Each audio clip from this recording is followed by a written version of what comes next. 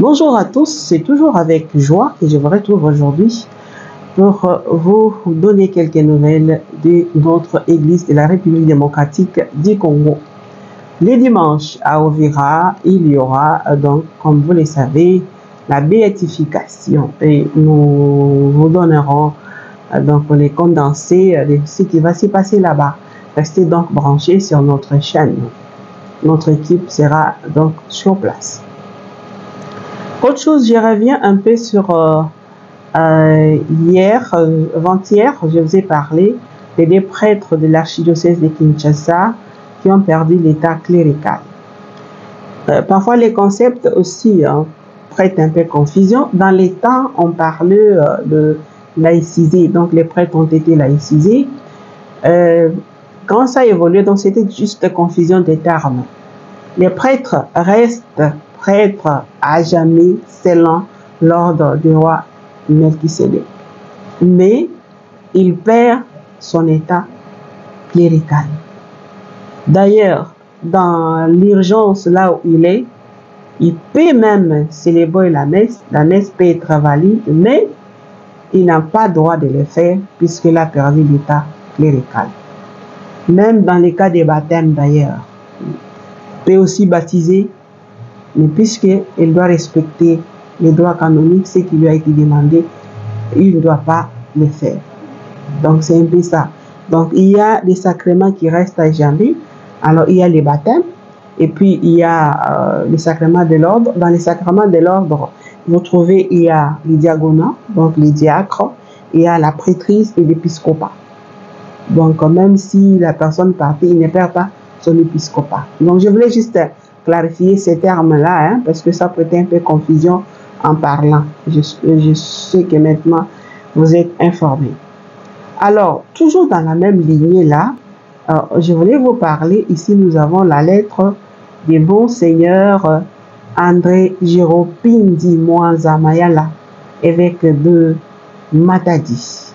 Il s'agit d'un décret portant décision épiscopale, la lutte contre les faux prêtres et les prêtres non mandatés au diocèse de Matadi. Faites attention avec les faux prêtres. Il quitte son diocèse, il a son problème avec l'évêque, il va dans l'autre diocèse où il a été renvoyé. Donc les consacrés, les paroisses, les curés, faites attention. Alors nous allons lire la lettre ou les décrets de Monseigneur André Giropindi Mwanza Mayala, évêque de Matadi.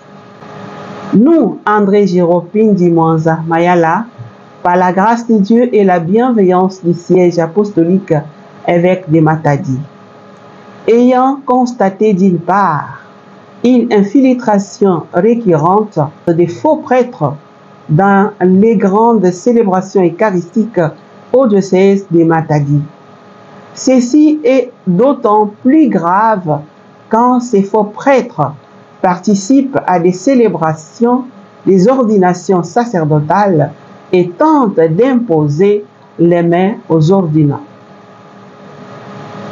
Sans faute de notre part, la présence infiltrée de ces ministres qui appartiennent à des églises ou des communautés n'ayant pas la pleine communion avec l'Église catholique peut provoquer une grave confusion auprès de nos fidèles, croyant que cela aurait reçu notre autorisation, ce qui nous plongerait dans la situation proche de la communication sacrée, dénommée au canon 908, l'édit plus grave réservé au dicaster pour la doctrine de la foi.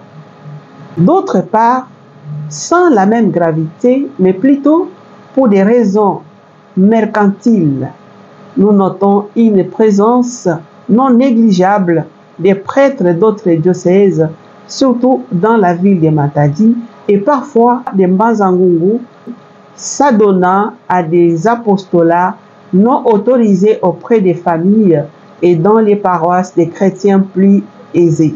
Ils argumentent être en congé en famille ou chez des amis.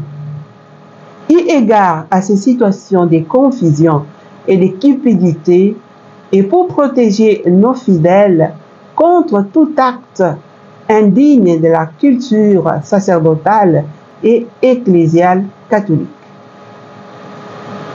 Continuons. 1.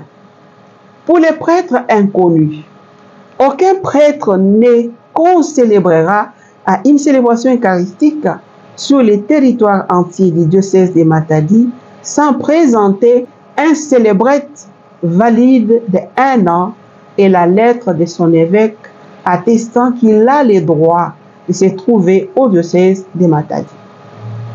2. Pour les prêtres généralement connus, aucun prêtre ne co-célébrera à une célébration eucharistique sur le territoire entier du diocèse de Matadi sans présenter la lettre de son évêque attestant qu'il a le droit de se trouver au diocèse de Matadi et qu'il est en communion avec son évêque. 3. Vente des produits.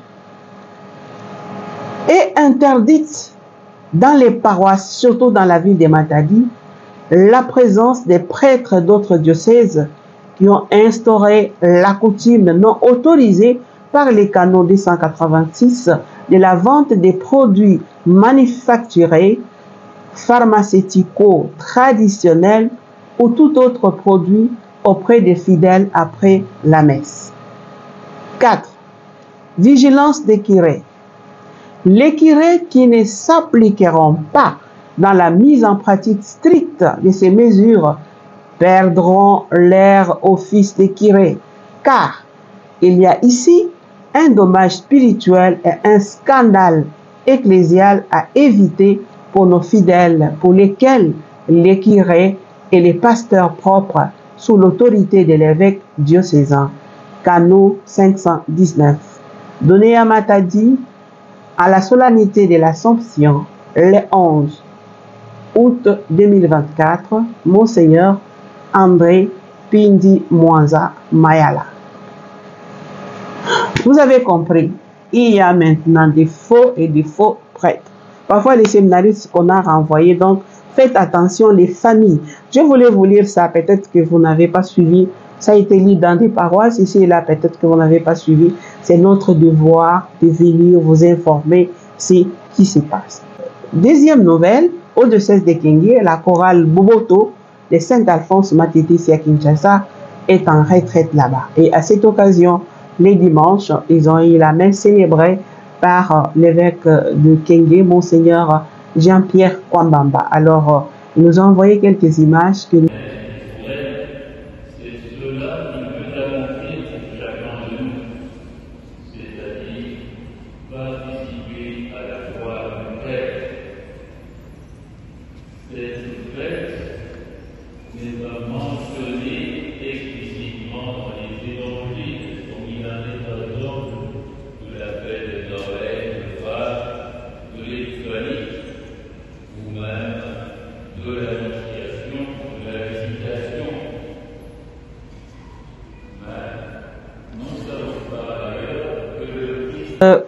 pour ceux qui ont vécu à Kolwezi dans les temps, qui connaissent bien la paroisse Mariapolis, donc cette paroisse bientôt sera détruite pour construire, pour agrandir un peu la paroisse. Alors la dernière messe célébrée par l'évêque, c'était le dimanche passé. Alors je vous invite aussi, vous qui avez été à Kolwezi, un peu de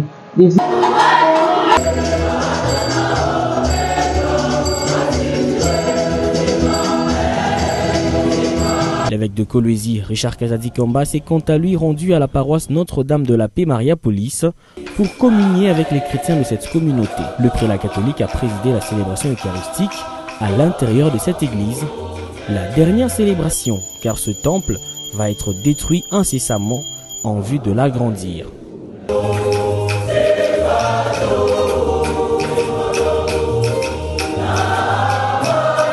Dans son homélie, Monseigneur Richard Kazadi a exhorté les chrétiens à vivre une vie au service du Christ, comme l'a fait la Vierge Marie.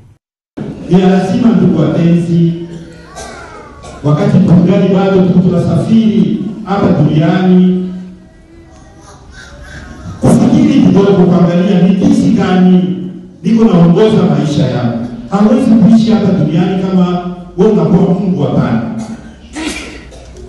Hawezi kuishi hapa duniani ukisahau ya kama safari yako hapa duniani iko na mwisho. Hawezi kuishi hapa duniani kwa kuonesha kama ni wewe huku mtu wa kwanza hapa duniani, hapana. Dunia ilikutangulia, ukaikuta na utaiacha. Hiyo ndio mawazo ya hekima mtu anapaswa kuwa nayo, hasa zaidi Mkristo. La célébration s'est déroulée dans l'ambiance de cette solennité. Désormais, les fidèles de Mariapolis vont se réunir pour les différentes messes dans la salle Cosmos. La destruction de cette église a été initiée par l'évêque de Kolwezi en vue de l'agrandir afin qu'elle soit disposée à accueillir le nombre des fidèles croissant. Les travaux débuteront incessamment. Il y a quelqu'un qui m'a dit que je n'avais pas parlé de 15 ans d'épiscopat de Monseigneur Moko, José Moko Ekanga, quand il a célébré la messe ici à Kinshasa. Et pourtant, j'avais mis quelques images ici. Quelqu'un de la Belgique qui m'avait envoyé les images. Mais puisque vous avez insisté, je vais quand même remettre les images ici pour ceux qui n'ont pas suivi. Donc, ils auront la possibilité aussi de suivre. Voilà.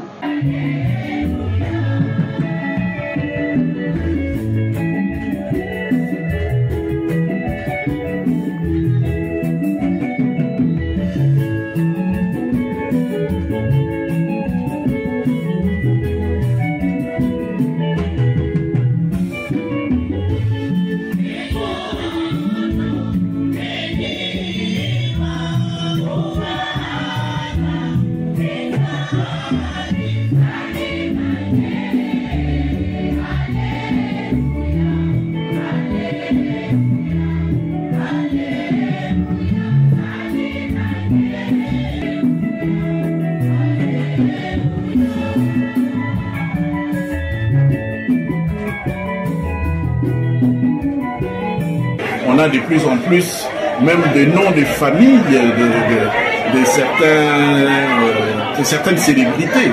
Alors, je voudrais quand même qu'on puisse rappeler cela à l'ordre pour que nous ayons de vrais modèles chrétiens à proposer à notre jeunesse. On a des trésors, des unions, même des câlins. Vous avez un abbé câlin. Alors, vous voyez que les prénoms chrétiens, ça devient même une mission de curé de paroisse, de vicaire de paroisse, de catéchiste, de pouvoir rappeler au moment du baptême aux parents que le choix d'un prénom chrétien est important. À la CENCO, à la commission épiscopale de justice et paix, dans les programmes dynamiques femmes, il s'est ouvert ici à Kinshasa un atelier sur les renforcements des capacités pour élaborer un programme d'alphabétisation. C'est dit lundi, donc ça s'est ouvert hier, lundi jusqu'à jeudi. Alors je vous invite de suivre la sœur Nathalie, qui est la responsable de ce programme Dynamique Femmes. Amen. À la conférence épiscopale nationale du Congo, les programmes Dynamique Femmes de la commission épiscopale Justice et Paix de la CENCO organisent un atelier de lancement du programme d'alphabétisation. Selon la révérende sœur Nathalie Kangage, secrétaire exécutif adjointe et chargée de la Dynamique Femmes, l'objectif de ces projets est d'arriver à une grande inclusion et une participation des femmes dans la vie démocratique et publique. La CJP estime que l'analphabétisme constitue une barrière pour les femmes de participer à la vie démocratique et publique. Alors nous pouvons dire que la plupart des femmes se retrouvent un peu en dehors. Et pour pouvoir participer, il faudrait travailler pour pouvoir réduire des barrières. Qu'est-ce qui freine? Qu'est-ce qui fait que les femmes ne sont pas ne participent pas toujours à la vie démocratique et publique. Une des raisons, c'est qu'il y a des barrières éducatives, il y a des barrières culturelles, il y a des barrières économiques. Et donc, pour y arriver, il faut instruire cette femme. Et pour pouvoir l'instruire, au niveau de la commission justice et paix avec la dynamique femmes et inclusion, avec notre partenaire qui est le Canada, nous allons lancer un programme d'alphabétisation. L'atelier regroupe pendant 4 jours, du lundi 12 au jeudi 15 août, dans la salle du call center du centre interdiocésain, les acteurs actifs dans l'alphabétisation venant des provinces ciblées et les acteurs du ministère des Affaires sociales. La CJP préconise une collaboration avec la direction des affaires sociales, comme souligne la sœur Nathalie. Nous avons des acteurs qui travaillent déjà depuis des années dans l'alphabétisation. Alors, nous avons ciblé quelques acteurs venant des provinces ecclésiastiques parce que nous sommes une commission épiscopale justice et paix. Nous travaillons avec les commissions justice et paix diocésaines. Donc, nous avons ciblé les acteurs actifs dans les provinces ecclésiastiques. Ils ont une expérience, ils ont une expertise à pouvoir partager avec nous. Nous avons invité aussi les acteurs des affaires sociales parce que l'alphabétisation, c'est quand même un secteur qui est pris en charge par notre gouvernement et nous voulons qu'il y ait une collaboration entre nous et la direction des affaires sociales. C'est comme ça que vous allez voir la participation du directeur général de l'éducation non formelle ainsi que d'autres chefs de division faisant partie des affaires sociales qui sont avec nous et qui vont partager avec nous cette semaine, qui vont donner leur contribution pour justement nous accompagner et nous aider à mettre en place ces programmes d'alphabétisation. Une ébauche d'un manuel à mettre en place avec un programme approprié sur l'alphabétisation sortira de ces assises. Soulignons qu'il y a 2 semaines, le même programme de la CJP Sanko a tenu le premier atelier pour la révision du matériel pour l'éducation civique et morale pour l'école primaire et secondaire. Cela était dans le cadre d'une sensibilisation qu'elle compte lancer dans les écoles par rapport à l'éducation civique et morale. Pour aujourd'hui, on va s'arrêter ici. C'était ça. Les nouvelles que j'avais à vous donner. Les cours bibliques, les jeudis, je m'excuse la fois passée, il y avait une petite confusion.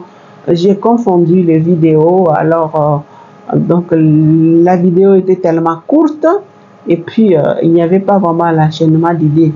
Nous allons reprendre bien les parties pour chez jeudi. Donc, restez connectés. Merci de nous avoir suivis. Nous sommes arrêtés à $290. Ne vous fatiguez pas. Donc, soutenez la chaîne. Merci, au revoir et à très bientôt.